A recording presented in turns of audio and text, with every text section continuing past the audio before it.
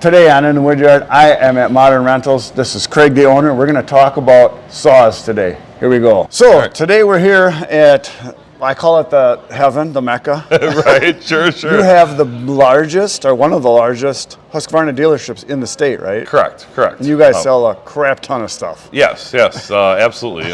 Pretty much full lineup, from tractors, zero turns, obviously chainsaws, blowers, trimmers. Lots of stuff here, and outside you got tractors up the yin-yang. Now we're going to talk a little bit on a different video about all the services you guys offer, but right now, because we're standing by what you guys want to see, chainsaws. We're going to talk about saws and what people like, what they get, what you sell, a lot of that kind of stuff. Sure, so, absolutely. So today I came here because I'm buying a new 3120 you guys are going to see in some videos. And I'm also picking up a 562. 562, Mark II. The Mark II. Yep. And we're going to compare that to the old Mark II 562. I've got that we're going to be getting, so that'll be future videos. But right now we were just talking, I thought, hey, this is a good idea. We could talk about saws because we're talking about what people get, what they like, what they use. Now your number one selling saw, like average Joe, what do you sell a lot of? Probably the 550. 550, and that's one I don't even have, yeah. Power to weight ratio, I think it fits that niche. You can put up to a 20-inch bar on it, but it comes standard with an 18. Right. It is going to be 325 pitch chain. That's 50 cc is about the breaking point, or the transition point from 325 pitch to a 3/8 chain. 550, pretty remarkable chain speed compared to, I think it lacks a little bit on torque, so I don't think it's proper or the right tool for the job for if you're doing a lot of felling. Or real big trees, yeah. Exactly. But for an average guy, that's probably about the right spot. It is the middle of the road best saw I think that the Husqvarna offers. The chain speed alone is now, really is that impressive. Considered a pro saw also? That would be an XP saw, yep. They do make a 543. I think that's a smaller end of their rear-handled pro saw. Then you start dropping down in series and then go more towards a homeowner. So now, I know for Husqvarna and Still both, they really have three lines. They have their consumer line, then there's kind of like their farm and ranch kind of size, and then it's the pro sizes. Correct. And so you got your good, better, best, right? Price point. Right. Ford, Chevy, Steel, Husky, they have all the same things. Mostly it's price point. But it's a tool in your bag. You have to know how often you're going to use one. I mean, if that's what your trade is or your job, well, then I would recommend going to a Pro Series. But if it's a homeowner, and I'm not discrediting by any means, but if you're going to use it 5-6 times a year, it's hard to justify that expense. Exactly, or most guys it's once or twice a year. Well, exactly. I mean, to be honest, they get to use live it down in the in the spring yard to kind of maybe something once during the year when a branch breaks or something. Correct. That's what a lot of guys will do. Now, when it comes to the amateur saws, the homeowner saws. What the smallest one is? Is it a 120? Is that right? Or 120, 130, somewhere in there. I'd actually have to look on the line. We can go look. Yeah, let's go look. I think the 120 is you're correct. Comes standard with a 14-inch bar. That's going to be on the smallest end on a rear-handled saw. When I say rear-handled saw, you need two hands operated, one up here and then one controlling the throttle. But then we can get into top-handled saws, which they're another tool in your bag. Right. And then you go to the 130. 130, 135, so on. Husqvarna has it pretty good where the last two numbers represent very closely to the CC of the engine. Right, and that's one thing I really like about Husqvarna versus the other brand. The competitor. To this day, I still need to Google on the other brand what power head they have. I'm getting better, but I know they got their series and then the numbers, and somebody told me it has something to do with the weight or something. It's confusing. I failed to figure out what they actually represent. I mean, the first number, even on the Husky side, one represents a homeowner, consumer, and then as you step up in series, they have a 3, a 4, and then a 5. Right. 5 and some 4s are going to be almost all pro saws. Right. Now you were telling me before you bought this business, you were a steel guy at one time. Yeah, I was an iron worker for just about 18 years. On the road a lot and everything, and finally, wanted to start a family and wanted to be home a little bit more. And I owned a bunch of rental homes that I did a lot of work on myself in the winter months when I was off, or laid off per se. So I rented a lot of equipment from this building. Returned a mini excavator one Sunday morning and had a conversation with the previous owner. we talked and talked a lot. Found a scenario that worked out for the both of us to purchase a business. So how long have you had the business now? Just over 8 years. 8 years. Okay. Yep, yep. And is it growing? Are you maintaining? Or is it just you can't keep up? Because I know you guys do a lot of stuff. It's hard to put a number on as far as growing. I'd like to believe we probably grew about 40% since I took over. That's good. No discredit to the previous owner. I think he was comfortable where he was at. I saw there's some opportunities to diversify a little bit more and branch out. I've kind of plateaued though. It's really limited on square footage. And while you can handle of the too. building and staff and everything time, else. your time. Well, exactly. So I just we have a little one at home now, so I try to be home a little bit more than I used to. And the wife appreciates that. Oh yeah, yeah. But no, Mother Nature's our boss, whether or not we like it or not. So we were very diversified. Now you were telling me a while ago when I first got here, you was telling me that this year, because of the mild winter, you guys started your busy season 2 months before you normally would. Prior to any other season that I've been here, I mean, like I said, we were renting out lawn rollers in March, which has never happened. Usually we got a couple feet of frost in the ground, which it's pretty pointless to roll your lawn when it's frozen. So no, we scrambled a little bit, tried to get everything ready to go, and or everything was ready to go, but to get it out of winter storage and make sure customers had it when they wanted it. Right. But no, we got to stay diversified. Everything revolves around seasons. Right. Well, it's true in any business that sells outdoor equipment. It's going to be seasonal. It just is, and that's why you guys.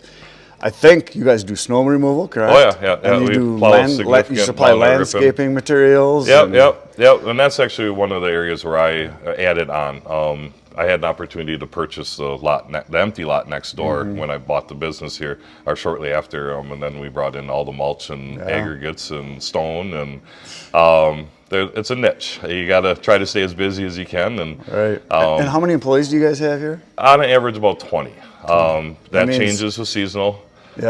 Winter, I mean, if it snows out, there could be 30 some guys running around here. With so you hire guys on the side to take care of snow removal? Yep, exactly. Nice. Some of the other employees that are seasonal in the winter, they're laid off or whatever, so they come help me out with snow removal, and because we also sell plows and salters and bulk salt, and so you do everything. Again, you got to stay diversified. I was fortunate enough when I bought the business, I was able to retain 99% of the staff, which they run the business. I mean, I'm just an employee. Wherever I can help and throw a hand in. I noticed one time I came here and he was refinishing the floors because you told me you want the people to be doing the work that brings the money in. Well, absolutely. Doing the janitor work doesn't pay. No, God no. They say it was just a couple months ago we were redoing the floor. And when I pulled up today, you were blowing off the parking lot with housekeeping is never ending. But no, we have our techs and mechanics, and then even the counter staff and the showroom staff. I mean, they have their jobs to do and take care of the customers. Exactly. So if I have an opportunity where I can grab a blower, chainsaw. I mean, I'll go out on jobs with guys mowing if we have to. And that's a good example that you want it to be neat and everything taken care of, that they see, I should pick up that piece of paper off the ground. I would never expect any employees to do something that I wouldn't do. Exactly. So no, I mean, like I said, I'm just an employee. Wherever I can help out, I mean, that's the way I view myself anyways. And just try to keep everybody going as fast as we can. And keep customers rolling in and out, keep foot traffic going up. They're not going to come in, customers aren't going to come into a place that looks pretty shabby and housekeeping is down. And if you can't look neat, how can people expect you to take care of their equipment? You're exactly right. Yep. That's huge. I always wanted my business over all the years to be as spotless as possible. Oh, absolutely. Because my business, my photography business, which I've had for 30 some years, it's all about image.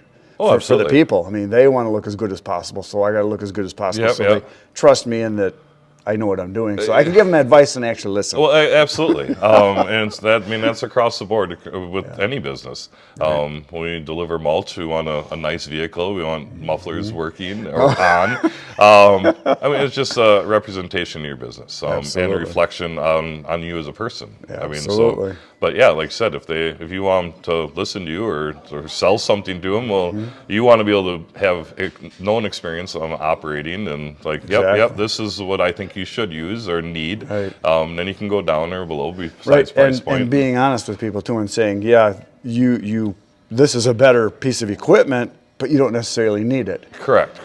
mean, You don't want to you don't got need to upsell or oversell on any aspect. Unless you get the person that doesn't care, that wants the best. And just there's people out there too, but then there's people where it's price point. I mean, exactly. It's hard to justify a $1,200 saw when. I can justify that real easy. I'm sure you can, but some of our homeowners, it's just not a necessity for their home. Well, speaking of saws, let's talk some more about what you got here in your lineup, because we talked a little bit about the beginner saws here, and then you go to you've got the 4 series and there's a 3 series. Now, just a second ago, you were telling me before we started, you've got a customer that is he an arborist guy? He does actually does a lot of county contracts. Okay. And how many? His 372 is his favorite saw, right? He does have a couple 572s now. Otherwise, he had 395s. I know he has some 3120s for the bigger jobs that he gets on. How many 372s does he buy a year? On average, 20 at a time. 20. Yep, exactly. Yeah. He'll take advantage of our spring sale, and then Husqvarna has an arborist program also where you can save 20%. Well, actually, I think it's 15% now. No, he'll take advantage of the sales that we have, and he'll call me. Hopefully, generally he does. Hey, I'm on my way, and he doesn't even want them prepped. Just in a box, and he has them when he needs them, But he's a no nonsense. He's a lot of loggers, 372s. Their saw. My brother loves them. He's had maybe 10, 15 different 372s. Sure. That's what all his buddies that are loggers. That's the one they want, because they want to be able to swap parts out. And absolutely. They get one that dies, they can grab an old one and take a part off. Exactly. And say they actually tried going, or I want to say tried. There was talk that the 372 was getting replaced by the 572, and everybody scrambled. There was apparently there was enough commotion that they put them back in the lineup. That they were full production with them yet, and but yeah, that one customer, I couldn't tell you how many he still has. I honestly don't know if he sells them, flips them, or whatever at the end of the day, but he might. But he's no nonsense. It's efficiency on the job, and if something's acting up or whatever, he sets it down, grabs another one, and sends the guys out. Familiarity with a particular product when you're using it, to just know that from saw to saw to saw, you're going to have consistency. Oh, absolutely. Is nice, that you just know. And I've ran, my brother and I talk about this all the time. We've ran all the way up to the 3120, all the way down to the 100 series. Yep. And our favorite saw is 72cc. 372, 572, because it does everything. Exactly. It's just above the middle of the road. Like I said, the 550 is probably one of our bigger sellers, because it is right in the middle of the road. But if you're going to do a lot of felling, it's probably not the right tool for the job. Right. Every time I run a 50 or 60cc saw, I'm always pushing. I just want a little bit more. Come on, it's not quite. And then when I go to my 592, it's like, woo. Well, even the throttle response on those is impressive. But if you want to be efficient and even friendly to your body, you don't want to run something like that all day if you don't need to. That's why if I'm going to cut I plan on cutting like a half a day or even all day sometimes, I'll start with the 592 because I'm fresh. Sure, absolutely. And then I go down. And there's no problem with that. And then later in the day, I'll put another tank of gas into it after I sharpen it and pick it up. I'm like, okay, I'm going back to the 572. It's just a little lighter because, I'm getting old. Well, we all are. I'm I won't say the other end of it, but I'd rather have a big saw all day, or a portion of the day, and run a really long bar. I'm 6'4". I don't like to bend over as much, so even for limbing, I'll grab 395, 572, the 592. I'll put a 32-inch bar, 36-inch, and I don't have to bend over as far. You're a better man than me. You're a better man than me. So speaking of, you said you're talking about you got your spring savings here. Yes. You guys have 15% off. You got sale prices on all these saws, and you guys ship saws, because I know guys I've talked to from my channel that have ordered from you guys, and you've shipped saws to them. Absolutely. Yep. So if anybody's interested, you can see pricing on all the saws here. If you're interested in a particular saw, give them a call, and you guys will ship stuff out, because I know a lot of people that live in, how do I say this nicely, I just won't say it nicely, in the communist state out on that west coast. That's right. You can't get this stuff there. I can't actually ship it there either. Really? It is against our rules, so we No can't ship kidding. to that one state. No kidding.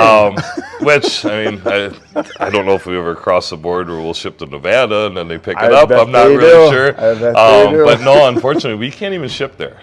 It's just That's unreal. It's just the way it is. And they think they're going to stop people from getting these products. If somebody wants it, they're going to get it. If they need it. I mean, they already went away from gas-powered leaf blowers. Yeah. Now it's all electric or battery. And there's nothing wrong with those products, but I just don't get the whole, I just don't get it.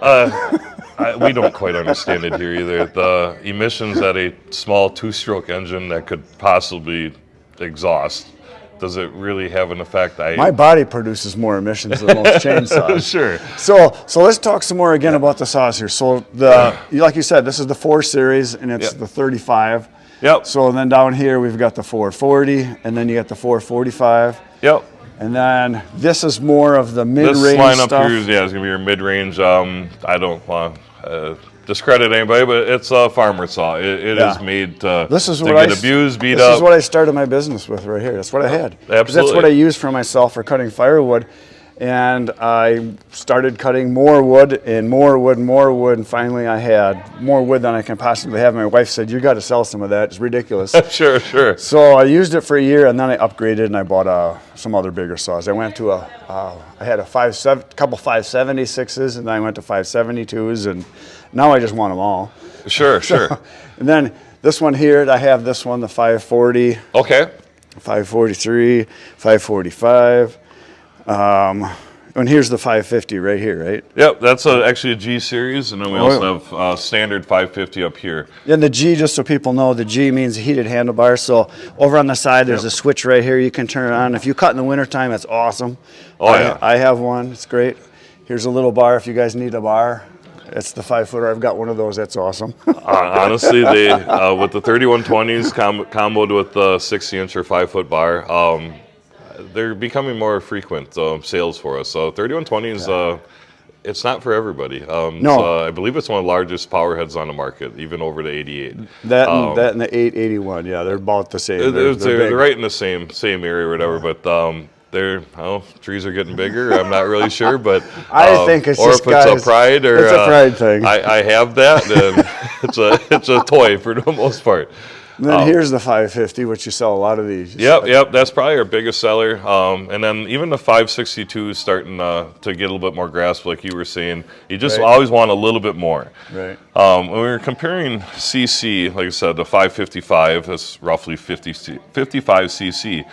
You can also get that in the Rancher model. The power is going to be very similar. It might have a little bit more horsepower, but it's power to weight ratio. Right. So we start getting into the Pro Saws, 5 Series, XPs, then you're going to have a little bit more power to weight ratio or better. So it'll keep you in the field a little bit longer and not tired. Yes, exactly. Yeah. Well, that's what's nice having different sizes of saws, because I've done some jobs where I was there all day, and at the end of the day, I could tell my arms were getting tired, so I grabbed a smaller saw and I was able to cut a little bit more. And sure. So yeah, it's good to have a variety, and there's always the thing too about having the right saw for the job. And I think there's like 3 sizes. If I had to pick 3, it would be a small, like a 540, 550, somewhere in there, and then a 572. And then I would pick a 92. Those would be like the 3. The 92. I mean, even myself as a consumer, I'm always a little skeptic of a new product out there. 592's been out for, this will be coming on its 3rd season. Yeah. Remarkable. Yeah, I love mine. We haven't found the bug yet. I mean, pros versus cons, anyways. Even its predecessor, or they still make a 395. The chain speed, the throttle response, and then being an Autotune saw, it's a little bit easier on diagnosing and everything else. So I'm going to ask you about the Autotune. So there's a lot of I call it the old school guys, the traditionalists. They don't want any Autotune. I'm not a mechanic. I just want it to work. Exactly. And they just work. I've never had a problem with mine. In their infancy, there was some carburetor changes because it is still a naturally aspirated carburetor. It's just electronically controlled. So about the only thing you lose is the ability to adjust in the field, which we kind of caution against if you don't know what you're doing, especially on two-stroke saw. You can hurt them pretty quick. Yeah. I like the Autotune saw because it compensates for ambient temperature. Yep. Two-strokes they can be temperamental. Altitude. They're not jetted per se as far as a chainsaw compared to like old two-stroke like dirt bikes and whatnot. But they'll compensate for air quality, meaning your air filter. It will automatically adjust itself to make sure it's running at peak performance. So ambient temperature, elevation, which we generally don't have to worry about in Wisconsin, but you start getting out west. I have a friend out west, and he had some issues years ago with one that he bought, and he couldn't get it tuned. He took it in, and they did some adjustment on it, and ever since then it's been working fine. So, but then if you come down, 12, 1,400 feet, well, he's going, then that saw can run different. Yeah, he was going like 9,000 feet and then back down to 5,000 feet. So that's that's huge. Difference. I mean, even in the back of the truck, the traveling up or down can make a difference. But then it'll also compensate if you get a small air leak or something. There's rubber boots and stuff that connect the connections, anyways. It won't actually shut itself down, but it can lengthen that time out for the user to recognize that there's a problem. So instead of hurting your engine so it's now shot, I mean, all right, now I recognize that there's a problem, and now I can get it repaired before, with small costs as opposed to new jug and piston per se. Well, the average consumer, though, doesn't even know when they've got a problem, and that's where, to me, the auto tunes make a lot of sense because it's fixing it for you before you even know you have a problem. Exactly. I mean, but there's still maintenance. I mean, Oh, yeah, air filter. I mean, if you're in a pine woods nonstop, you have to keep them clean. One thing, because I've ran the other brand. Yeah. There's one thing about the Husqvarnas I got to say: the air filtration system is bar none the best. It's phenomenal. That just is never a problem. That's one of the best things in their wheelhouse, as far as I'm concerned. I was steel. That or the other guy, however you want to say that. My grandfather, my dad, my uncles, they all ran the other product. How would I know it any different? That's what they ran. You're thinking that's the best thing. And honestly, I think they're comparable in a lot of aspects. They are. And it's good that there's the two. It's basically the Ford, Chevy, the Coke, and Pepsi. They're so competitive. It's good for us. Because they're always trying to outdo and improve. It only benefits us. And there's nothing wrong with either of their brands. I always tell people, the number one thing that you got to look for is where you get it. Do you have good service? Service. Because if say you're a guy that's middle of nowhere, your closest place is 2 hours away. Yeah. Absolutely makes a difference. And that's where I was going to go to. Is I think they make both great products. Serviceability. And at the time, I grew up maybe 20 miles away from here. We did have a great dealer. I mean, the dealer needs to carry all the parts. I mean, they're moving working parts. They do wear out, things break. But then you needed a knowledgeable tech also to do said repairs. So that I feel that start lacking in our area. And then after I had the opportunity to buy here, I ran them side by side, apples to apples, similar CC power heads. They're both nice. I've ran them all too. They're nice. I mean, obviously, this is what I sell now, so that's what's in my shed at home also. But I did think there was a difference. Even the air intake, it was clean air going in, less maintenance, in my opinion, was required. They just seem to run longer in the woods. There's little things that I like better about the Husqvarnas over the Stills, but there's one or two things about the Stills I like better. But it's the one thing I really like is the on-off switch. Yeah. Up is on, down is off. Whereas the Still's opposite, which makes no sense intuitive. When you quick shut it off, you flip it down because it's a light switch. Yeah, exactly. That's one of the things. I like the caps better because it's more of a turn and they tighten up better. It's not as leaky. I can assure you, anybody that's ran one of those saws significantly has walked back out to the field and they're covered in gas or bar oil.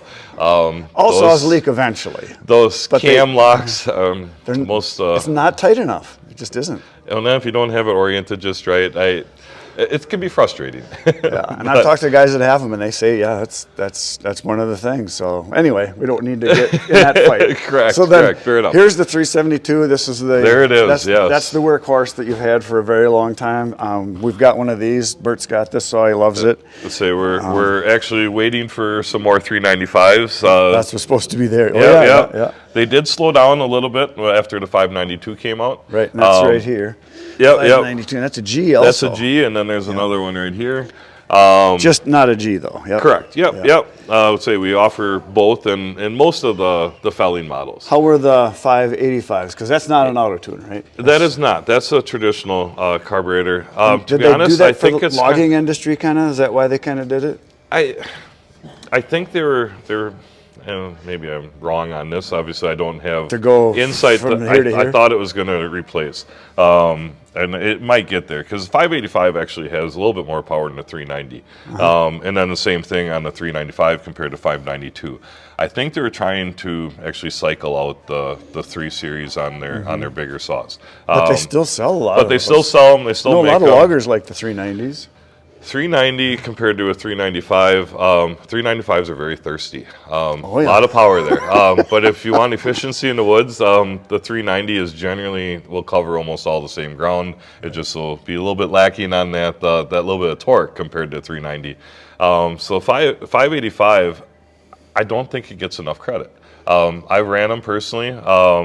They sound just as good as the 592, and anybody that's ran a 592, you can hear it across the yard that, all right, I know what saw is running. Yep. 585, I think honestly, it picks up a little bit more weight compared to the 72, 372, or 572, but not a lot. It's right in between there. I've ran them a couple times. To me, they're so similar to the 592. I really couldn't tell much of a difference. Not a huge. I mean, you'll pick it up in the torque. You start running the longer bars. That's where you're gonna notice the difference. But otherwise, I don't think it's gotten enough traction yet. I do believe it's going to be in somebody's wheelhouse pretty quick. But. So next question. You might know this. You might not know this. You might not have heard anything. Are they planning on going up from the 592 up to like 100 cc saw, something right in there? There's word on the street that it's already it's out there. Okay. So it'll be in the middle between the 3120 and the 592. I've heard a little bit, but I've never heard. I don't know. proof of I mean, it. there's certainly not one available for retail or anything like that, or to purchase. But I think is they've it in added- development? You've heard? That's what they're saying. That's what I've heard too, but I've never heard any proof. I Really. have yet to see one. Obviously, I've just heard a little bit on the street. I think they're battling emissions. Oh, sure, that makes sense. That's always a big deal, especially on the two-stroke side. I'm not really sure why. I can't imagine that they exhaust that much to be create their own carbon footprint per se. Now, would that be something that would be a competitor for the 500 steel, or is it? It's actually a 592, I think, is right there with them. Yeah. Well, 592 is a little bigger because a 500 is actually 80 cc, right? And a 592 is a 91 or 2 You cc. probably know more on that than me. Yeah, it's kind of in a. Well, that's why the 500 is. It's got a little bit more power, a little faster than 572. Sure. Throttle response is phenomenal. I mean, it's On the right 500? now. I remember first time I ran a 500, and first time I've had other guys run a 500. We've talked about it. They're like, "Hey, it's like running a 592 or a 572. It's throttle right now." Whereas most of the other steels are a little slower, but they got good torque. Right. Say steels will, on an average, will have just a tad more torque, and I feel the Huskies are going to have more chain speed. That's kind of what pick up a little bit more RPMs. That's kind of what my feeling is. So, And but it if you doesn't matter, as long got as a it sharp chain, they're going to do their job. Yeah. I think the chain speed will make up that a little bit different, especially in the cut time. Right. The longer you're out in the woods. So now, down here's the 3120. You said you've been selling more and more of these because We have, and People to be just honest, wanna I have a haven't big figured saw. out. I mean, there's some gentlemen that they need it. Either theirs is old. I mean, they've been making them for a long time, and they just need to update. And then there's the next guy that, what's the biggest you got? I'm like, this is it. I think there's more and more of that because people that are into chainsaws that have disposable income are like, I want it. Oh, absolutely. Like one of the guys that helps me out, he doesn't burn wood, he doesn't sell wood, he doesn't even have a fireplace in his house. He's got a 395, but he wants a 3120. It's the biggest and baddest that they make. But that actually, he must want to stay in shape, or he just enjoys being outside cutting wood. That's it. Not to discredit that saw, but you don't run it all day. No.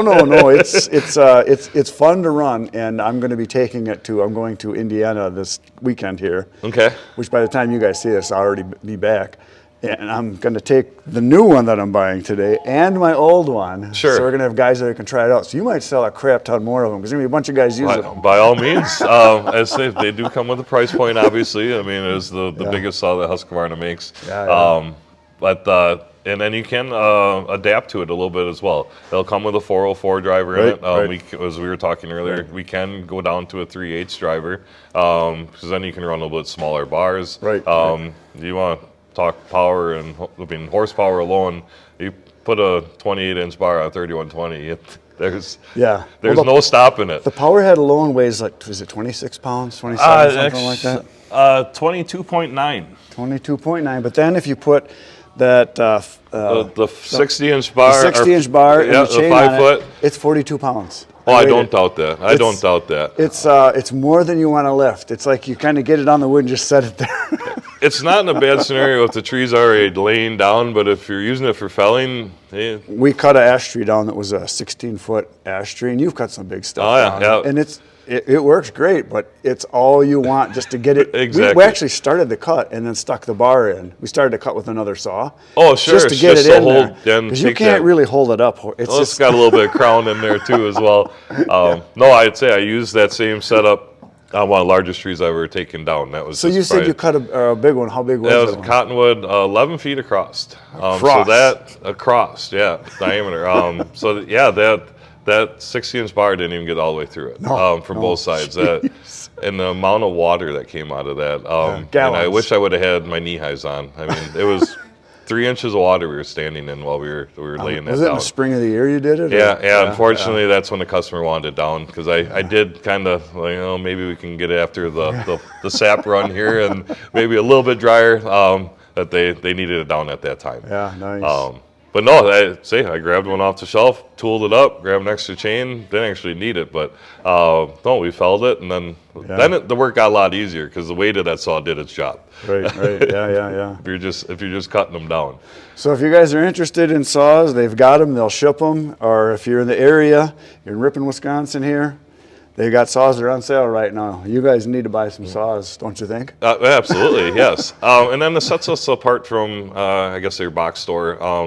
I mean, unless you want shipped, then we don't have to put gas and borrow them. But we prep them. We set them up, make sure everything's working as it should. Adjust your oiler. I tell everybody, if you're going to buy a saw, do not buy it from a box store. You're not going to get any service. They're not going to be able to help you. You're going to be here anyways. Yes, buy it from a pro shop. Get it set up right. Talk to the people. Get to know people that can service it. Yep. So when and if you've got problems, if you smash it, if you break it, you're going to get taken care of. Oh, it's absolutely. Huge. I mean, if I don't have the part, there's been numerous times I'll grab a brand new saw, I'll take parts off of it so I can get that customer back out in the field, doing his job or her job, making money, and then I'll order said part if it wasn't already ordered and then put it back on the saw. Right. I mean, besides crankcases and whatnot, I mean, them are a little bit tougher to do, but if you're not making money, neither am I. You need to be out in the field. Exactly. So the faster I can get you back out there, the better it is for both of us. It's the way it should be. It's the only way to view it, in my opinion. Yep. Got to do it right. Do it right once. Yes, exactly. Don't try to do it right. It's generally it's price point that kind of limits some people, but. But don't you find yourself? I know I'm like this. I never regret spending more money getting a better product, but I almost always regret being cheap down the road. Rule of life, you get what you pay for.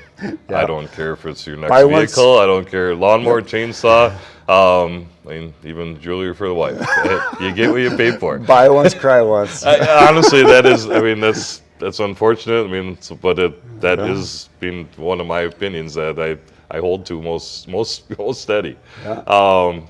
Another big seller I think that's starting to get more traction since I've been here. I wasn't really aware of a top-handled saw.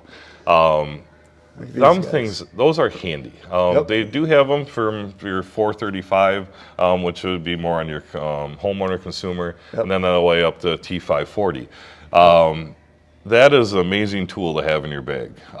They're very not only just a climber or a bucket saw, just because power to weight ratio and then convenience of the size. if you don't have a lot of wood to do, if you're just limbing. Right. If you're limbing, those are awesome. Absolutely. Awesome. Just always got to remember where that other hand is. Yeah. Don't you have some electric ones over? Let's go look at those. Yeah, Let's do that. So we got the battery ones here. I believe we have the new T542 that came in. Not sure where that got placed. This is more on our consumer battery product. I don't know. These are the consumer ones. Oh yeah, because you got everything with the batteries right here. And Yep. battery, so. Blowers, hedge trimmers. You probably sold it. That's probably what happened. We very well could have. I know we got one in the building. Actually, I think it's right up there on the table we were by. Best of mine, no, it's a T540. T540i battery. What's this one here then? No, it's just a different version of it. Oh yeah, 540. Yep. Yeah, you sold it. Somebody's got it. We may have. Best of my knowledge, it's the first battery chainsaw on the market with a clutch. Everyone else is just electric drive. So what does that mean? What does that offer benefit to the You're going to consumer? get longer battery time because the battery's they're being exhausted all the time. You're going to have the clutch, a little bit of slip in there, so it's going to be a little bit more user friendly, especially when you go into some green wood and stuff like that. It's going to help the saw perform like it should. I mean, every gas saw already has the clutch, centrifugal clutch in it. This is the next question I have, because there's a big argument about this. If you're running electrical stuff or the battery powered stuff, you don't need to wear chaps because it doesn't do any good. That's false, isn't it? That is completely false. That's what I've thought too, because why wouldn't you protect yourself? It's like, it's still a chain turning at how many RPMs? If you ever question it, do yourself a favor. YouTube, Google a saw cut on somebody's injury or leg. I got a whole bunch of pictures I'm saving, and I'm going to do a video on it. They're very gruesome. There's some gentlemen that don't get out of the woods. It's not a clean cut like a razor blade. I mean, it tears some stuff up. Oh yeah. Even our two-stroke techs here, or I don't necessarily do it. No, I probably should. When we're prepping the saw, we're not putting it in the wood. You're just gas and oil it, make sure it's working as it should. But the techs aren't allowed to even go out in the woods and test the saw that they're repairing unless they put chaps on.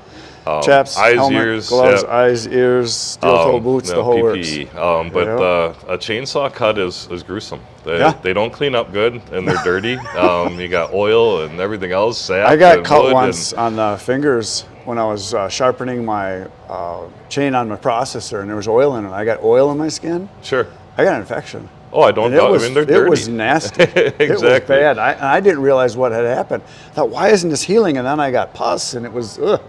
Your body's doing its job trying to clean itself out. But no chaps. We want to keep you around as long as we can. So when you guys sell a sawdust, a noob, someone who's brand new, do you tell them, you got to get some chaps? Oh, absolutely. I don't know. I know you guys got them. I just bought a pair. I was going to say, we should have them around on one of the tables. They're right over there, I see them. Yeah, exactly, on that bench there. Eyes, ears, and chaps. If you're a frequent cutter, then Husqvarna offers pants.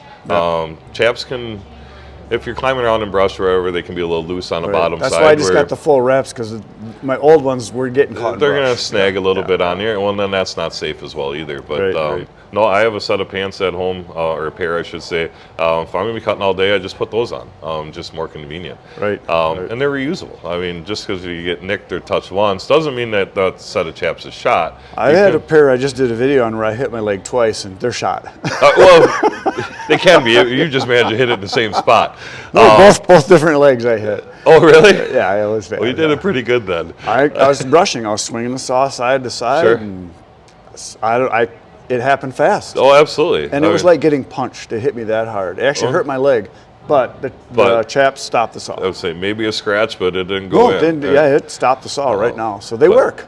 And it was absolutely. I would say even on the top handle saw, you always got to remember what your other hand, offhand, is doing. But they're so easy to swing around, maneuver. You got to be a little more aware of where Yeah, that the number bar one is. injury is your left leg. 'Cause that's your leading leg. If you're right-footed, you tend to put your left leg forward. And the other injury is your left hand, because that's the one on the top of the saw. It's the one you're going to let go if you have a kickback to block yourself, or you're going to reach for something like you said. So it's the left hand and the left leg. That's where all the injuries happen. Sure.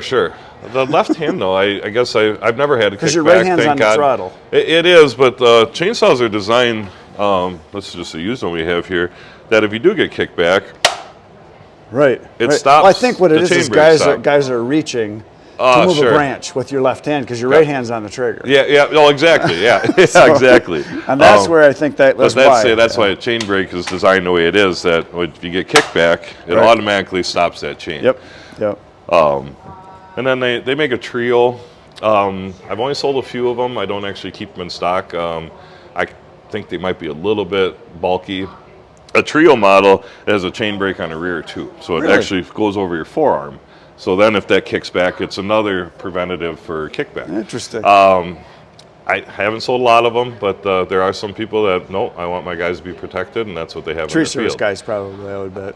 I think it's right in the middle of the road, to be honest. The tree guys, it's like a 9/16 wrench. They know in and outs and how it works and everything. So I don't know if it'd actually be in their market per se.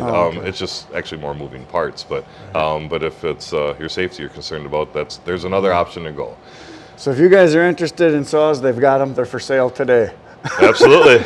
That's it for today, folks. Hit the mouse. We'll be back tomorrow morning, 5:30 a.m. with another video for you. Right now, go watch some more videos. Good night, Irene.